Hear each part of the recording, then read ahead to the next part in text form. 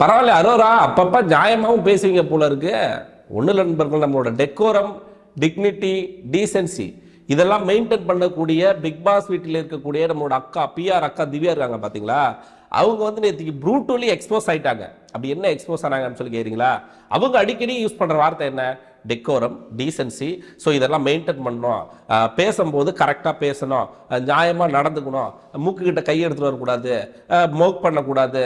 இந்த மாதிரி வந்து நிறைய விஷயங்களை ரூல்ஸ் அண்ட் ரெகுலேஷன் போட்டு தன்னை வந்து ஒரு புனிதராக பிக் பாஸ் வீட்டில் காமிச்சுக்கிறது யாருன்னு சொல்லி கேட்டிங்கன்னா அஃப்கோர்ஸ் நம்மளோட பிஆர் அக்கா திவ்யா தான். ஸோ அவங்க நேற்று ஒரு சம்பவம் ஒன்று நடக்குது. ஒன்றுமே இல்லை, இது காமனாக வர பிரச்சனைகள் தான்.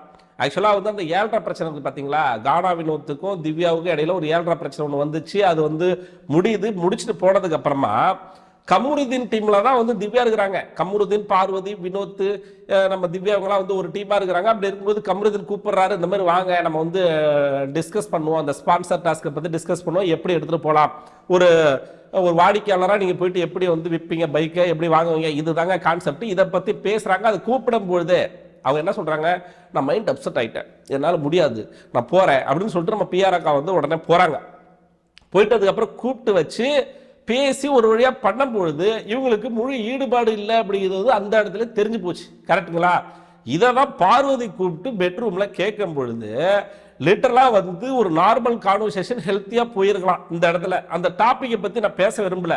அதுக்கப்புறமா நம்ம திவ்யா அக்கா, டெய்சன்சி அக்கா, டிக்னிட்டி அக்கா என்ன பண்ணாங்கன்னா ஒரு மோக்கிங் ஒன்று பண்ணாங்க. அது நீ எத்தனை பேர் பார்த்தீங்க? ஸோ அதை பாருங்களேன்.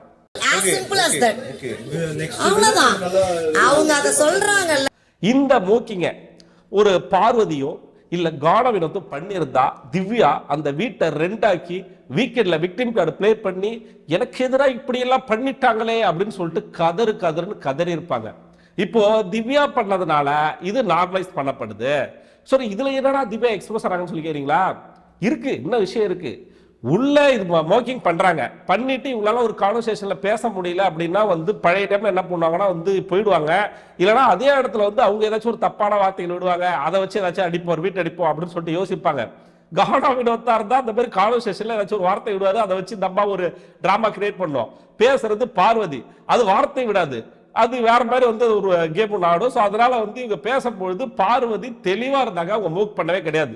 இப்போ வெளியில வந்து திரும்ப இவங்களுக்குள்ள ஒரு கான்வர்சேஷன் போகுது, அதுலயும் திரும்ப மோக் பண்றாங்க.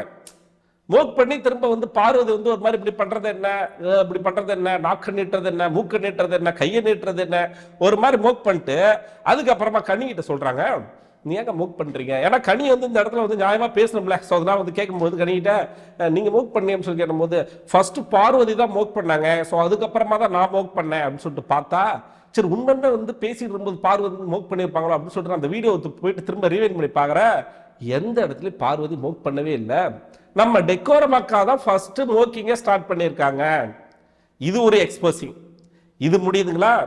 இது முடிஞ்சதுக்கு அப்புறமா வெளியில போயிட்டு 2 கேங்க உட்காந்து பேசுது நண்பர்களே. ஸோ இந்த சைடு வந்து நம்மளோட சபரி, விக்ரம், சுபிக்ஷா, திவ்யா, கனி இவங்கெல்லாம் உட்காந்து பேசுறாங்க. அந்த சைடு அந்த கேங் பேசிட்டு இருக்கு.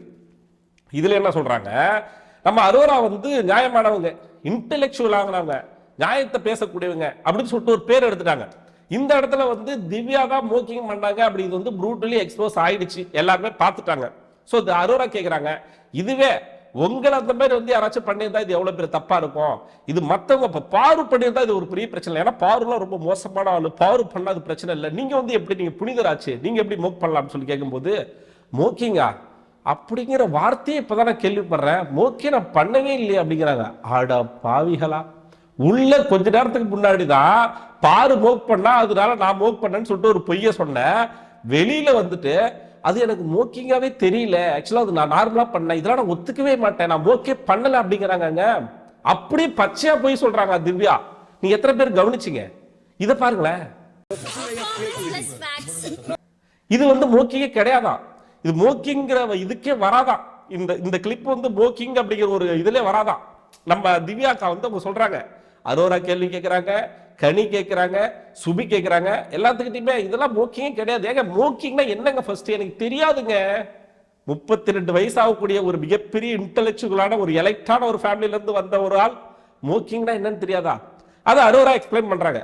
மோக்கிங்னா ஒருத்தவங்க பண்றத திரும்ப நம்மளும் அதுக்கு ஏத்த மாதிரி பண்ணி காமிக்கிறதா மோக்கிங். சோ இதை நீங்க பண்ணலையா அப்படின்னு சொல்லி கேட்கும்போது இல்ல நான் ஒரு 5 மினிட்ஸ் கழிச்சு பேசுறேன், அந்த இடத்துல கானாவினத்தை வந்துட்டாப்ல 5 மினிட்ஸ் கழிச்சு பேசுறேன் அப்படின்னு சொல்லிட்டு ஒரு எஸ்கேப்டு. இப்போ இதெல்லாம் பார்த்துக்கிட்டு இருந்த விக்ரம், நம்ம இவன் சுபிக்ஷா, சபரி எல்லாம் போயிட்டு தெளிவா ஒரு விஷயத்த மக்கள்கிட்ட எடுத்து காமிச்சிட்டாங்க. அது என்னன்னு கேக்குறீங்களா? நம்ம இத்தனை நாளா என்ன நினைச்சிட்டு இருக்கோம், திவ்யா கரெக்ட் நினைச்சிட்டு இருந்தோம். பட் ஆனா வீக்கெண்ட் ஆனாலே, ஃப்ரைடே ஆனாலே போதும், திவ்யா ஏதாச்சும் ஒரு ஃபைட்டை கிரியேட் பண்ணி, இந்த கிளிப்பு இருக்கு நீங்க போய் பாருங்க, ஃபைட்டை கிரியேட் பண்ணி அவங்க அந்த இடத்துல பாதிக்கப்பட்ட மாதிரி ஒரு சீனை கிரியேட் பண்ணி விக்டிம் கார்டு பிளே பண்றாங்க அப்படிங்கிறத எக்ஸ்போஸ் பண்ணிட்டாங்க. இப்ப இதுக்கு என்ன முட்டு கொடுக்க போறாங்க இந்த பிஆர் டீம்ஸ் அப்படிங்கிறது தான் எனக்கு தெரியல. எல்லா இடத்துலயுமே அப்படியே மாத்தி மாத்தி பேசதா இருக்கட்டும், மோக் பண்ணதா இருக்கட்டும், எல்லா விஷயத்தையும் பண்ணிட்டு நான் பண்ணல அப்படின்னு சொல்லிட்டு சமாளிக்கிறாங்க. பாத்தீங்களா? வேற லெவல், வேற லெவலுங்க. அதுக்கப்புறமா நம்ம விக்ரம் வந்து கனி கிட்ட ஒரு விஷயத்தை கேட்கிறாரு. இந்த இடத்துல கனியை எக்ஸ்போஸ் ஆனாங்க. இப்போ பார்வதிக்கும் உனக்கு வந்து ஆகாது, கரெக்டா? பார்வதிக்கும் உனக்கு ஆகாது அப்படிங்கிறதுனால இதுக்கு பார்வைக்கு எதிராக இருக்கிற திவ்யா என்ன பண்ணாலும் கரெக்ட்னு ஒரு சொம்ப தூக்குற அப்படின்னு சொல்லிட்டு விக்ரம் கனியை எக்ஸ்போஸ் பண்ணி விட்டாரு போற போக்குல. இப்போ ஒட்டு மொத்தமா இந்த கேங், அதாவது விக்ரம், சபரி, சுபிக்ஷா, திவ்யா, கனி, இந்த கேங் வந்து ப்ரூட்டலி எக்ஸ்போஸ்டு நண்பர்களே. சோ அதுதான் நிதர்சனமான உண்மை. அப்படியே டிஸ்மேண்டில் ஆயிடுச்சு. அவங்களுக்குள்ள கருத்து முரண்கள் வந்துச்சு. கருத்து முரண்கள் சொல்லி சொல்றதை விட திவ்யாவோட கேம் பிளே என்ன, இவங்களை யூஸ் பண்ணிட்டு திவ்யா எப்படி கேம் ஆடுறாங்க அப்படிங்கிறது தான் அங்க நடக்குது. இத விக்ரம் தெளிவா கண்டுபிடிச்சிட்டான். இப்போ உள்ள இருக்கிற விக்ரமுக்கு இப்பதான் புரியுது, பார்வதிக்கு இருக்கிற ஹேட்டரா இருக்கக்கூடியவங்க எல்லாருமே திவ்யாவுக்கு சப்போர்ட் பண்ணி திவ்யாவை மேல ஏற்றி விடுறீங்க, அவங்க கேம தெளிவா ஆடுறாங்கன்னு சொல்லி சொல்றாங்கல்ல. அதேதான் வெளியில இருக்க மக்களுக்கும் நான் சொல்லிக்கிற ஒரு விஷயம். உங்களுக்கு பார்வதியை பிடிக்கல, பார்வதியோட ஹேட்டரா இருக்கிறீங்க, அதுக்காக திவ்யாவுக்கு நீங்க சப்போர்ட் பண்றீங்க. இதுதான் உண்மை. திவ்யாவுக்கு யாரும் வந்து அவங்க வந்து பர்ஃபெக்டா கேம் ஆடுறாங்க இல்ல டாஸ்க் ஆடுறாங்க அப்படிங்கிறதுக்காகலாம் வந்து நீங்க பண்ணல. நீங்க பண்றது பார்வதி ஹேட்டரா இருக்கிறதுனால திவ்யாவுக்கு சப்போர்ட் பண்றீங்களே தவிர திவ்யா கிட்ட கேம் பிளே அப்படிங்கிறது சுத்தமா கிடையாது. ஃபேமஸாக இருக்கக்கூடிய ஒரு 2 பேரை அடிச்சு வெளியில ஃபேமஸ் ஆவறதா இவங்களோட கேம் பிளான். அதை தவிர்த்து விட்டு டாஸ்க், கேம் பிளே எதுலயும் ஒண்ணு கூட 1% கூட வந்து இவங்க வந்து ஒண்ணுமே பண்ணல. இந்த விஷயம் கண்டிப்பா வீக்கெண்டுக்கு வரும். எங்க சேது ப்ரோ நினைச்சாதான் எனக்கு வந்து சிரிப்பா இருக்கு. வந்து திவ்யா நீங்க வந்து பர்ஃபெக்டா தான் பேசுனீங்க, நீங்க பண்ணது நல்லா கியூட்டா இருந்துச்சு. அதாவது அந்த ரியாக்ஷன் மூவ் பண்ணாங்கல்ல, இப்படி பண்ணது அப்படி பண்ணது, இதெல்லாம் ரொம்ப கியூட்டா இருந்துச்சுமா, அழகா பண்ணீங்க, சூப்பர்மா, சிறப்புமா, நீங்க இதே மாதிரி பண்ணுங்க, நல்லா பண்ணுங்க. கானா வினோத், யோ கானா வினோத் இதுலயே இல்லையா? இல்ல நான் கேட்பேன், கானா வினோத் கேட்பேன். கடந்த 3 வாரங்களா வந்து சம்பந்தம் இல்லாம யாரும் தப்பு பண்ணாலும் கானா வினோத் அடிக்கிற அந்த மாதிரி. கானா வினோத் அவங்க மூவ் பண்ணிக்கிட்டு இருந்தோம், என்ன பண்ணிக்கிட்டு இருந்தீங்க சார்? அப்படி ஓரமா, நீ எப்படிங்க ஓரமா இருக்கலாம்? அவங்க மூவ் பண்ண போது நீங்களும் கூட சேர்ந்து மூவ் பண்ண வேண்டியதானே, என்ஜாய் பண்ண வேண்டியதானே அப்படின்னு சொல்லிட்டு தலைவர் வந்து சம்பந்தமே இல்லாம இன்னைக்கு கானா வினோத்தை போட்டு புழங்க போறாரு. அதுதான் நடக்க போகுது. கானா வினோத்துக்கு அடி இருக்கு. எதுக்குடா கானா வினோத்துக்கு அடின்னு சொல்லி கேட்டா அதெல்லாம் எனக்கு தெரியாது. திவ்யா வந்து எக்ஸ்போஸ் ஆனாலும் சரி, அரோரா எக்ஸ்போஸ் ஆனாலும் சரி, யாரு என்ன சம்பவம் பண்ணாலும் நான் கானா வினோத்தை தான் கேட்பேன், எனக்கு கானா வினோத்தை பிடிக்காது அப்படின்னு சொல்லிட்டு என் தலைவர் சம்பந்தமே இல்லாம நீங்க ஒரு ஹோஸ்டிங்க தூக்கிட்டு வருவாரு. இது நடக்குதா இல்ல மட்டும் பாருங்க. நீ ஒண்ணுமே இல்ல, ஏதாவது ஒரு சின்ன பெரிய பெரிய தவறுகள் பண்ணதெல்லாம் சேது ப்ரோ வந்து விட்டுருவாரு. சம்பந்தமே இல்லாம ஏதோ கானா இந்த விஷயத்துல கானா தப்பு பண்ணிருக்காரா? தப்பு பண்ணிருக்காப்ல. இந்த பார்வதிக்கும் திவ்யாவுக்கும் நடந்த ஃபைட்டுக்கு நடுவில் என் தலைவர் விக்ரம் கூட வந்து ஜாலியா பேசிட்டு இருந்திருப்பாரு, ஒரு டான்ஸ் ஆடிட்டு இருந்திருப்பாரு. சிக்கிறாண்டா அவங்க 2 பேருக்கு உள்ள சண்டையில நீங்க எதுங்க போயிட்டு டான்ஸ் ஆடுறீங்க அப்படின்னு சொல்லிட்டு சம்பந்தமே இல்லாம கானா வினோத்தை அடிக்கிறாரா இல்லைன்னு மட்டும் பாருங்க. இவர் இதுதான் நண்பர்களே நடந்துகிட்டு இருக்க விஷயம். சோ இதுல வந்து அரோரா எக்ஸ்போஸ் ஆனாங்க அப்படிங்கிறது, அரோரா எக்ஸ்போஸ் பண்ணாங்க திவ்யாவா அப்படின்னு சொல்லலாம். நான் அடிக்கடி ஒரு விஷயத்த சொல்லுவேன், அரோரா ஒருத்தவங்க கூட பழகிட்டு இருக்க மாதிரியே பழகிட்டு இருப்பாங்க, பழகிட்டு இருந்து திடீர்னு அவங்க முதுகில குத்துவாங்க, அது எப்படின்னே தெரியாது.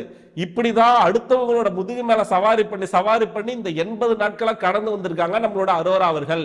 இப்போ திவ்யா மேல சவாரி பண்ணிட்டு திவ்யாவும் போட்டு எக்ஸ்போஸ் பண்ணிட்டாங்க. ஒருவேளை வீக்கெண்ட்ல இந்த பிரச்சனை வந்துச்சுன்னா அரோரா திவ்யாவுக்கு எதிராக தான் பேசுவாங்க, அவங்க மோக் பண்ணாங்க அப்படிங்கிறது வந்து பேசுவாங்க அப்படின்னு நினைக்கிறேன்.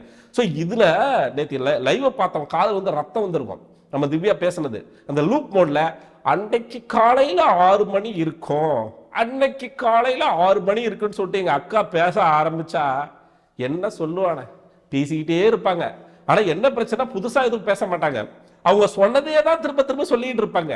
கடைசி வரைக்கும் அக்செப்டன்ஸே கிடையாது. அவங்க பண்ண மோக்கிங்க அவங்க வந்து நியாயப்படுத்துவாங்களே தவிர, நான் பண்ணது தவறு, நான் பாருகிட்ட மன்னிப்பு கேட்கிறேன், மோக் பண்ணது தவறு. பாரு அந்த இடத்துல மோக் பண்ணவே கிடையாது. பார்வதி ஒரு கான்வர்சேஷனா வராங்க, ஒரு ஆர்குமெண்டா வராங்க. நீ என்ன பண்ணணும்? ஆர்குமெண்டா நீ வந்து ஆர்கியூ பண்ண, உன்னோட கருத்துக்களை நீ முன்வை. அதை விட்டுட்டு என்னமா மோக் பண்றது? அப்படி மோக் பண்ணி இதுக்கு பேர் தான் டீசன்சியா? இதுக்கு பேர் தான் வந்து டிக்னிட்டியா? இதுக்கு பேர் தான் வந்து டெக்கோரமா? எனக்கு தெரியல. பாரு பிஆர்ஸ் யாராச்சும் பார்த்துட்டு இருந்தா, சாரி பாருங்கிறேன், திவ்யாவோட பிஆர்ஸ் யாராச்சும் பார்த்துட்டு இருந்தீங்கன்னா இதுக்கு எனக்கு வந்து ஒரு முழுமையான விளக்கத்தை வந்து கொடுத்து விடுங்கள் அப்படின்னு சொல்லிக்கிட்டு நம்ம சேனலை புதுசா பார்க்குற நண்பர்கள் சப்ஸ்கிரைப் பண்ணுங்க. வழக்கமா சொல்ற விஷயம் தான். முடிஞ்ச அளவுக்கு வந்து அந்த ஹைப் பட்டன் இருக்கு பாத்தீங்களா, அதை தட்டி விடுங்க. அதிக பேருக்கு வந்து போயிட்டு ரீச் ஆகும். ஸோ இதே மாதிரி நான் அடுத்த வீடியோவில் உங்களை சந்திக்கிறேன். அதுவரை உங்களிடம் விடைபெறுவது நான் ஏவி.